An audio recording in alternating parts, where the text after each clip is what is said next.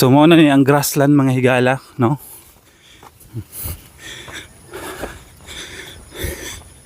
So inani ka nindot diri pag buntag sayo, no? So dapat makakuan mo diri mga 5:30 dapat naala mo diri sa grassland kay mo na ang pagbuswak sa adlaw, pagsubang sa adlaw. So nindot na siya sa photography, no? Kung into photography mo, nindot na siya tawang inana kanindot mga higala, oh. Mo ni siya sa may grassland, no? Yan, makita ninyo ang bundok na walay nakaharang, no? So padayon ta mga higala.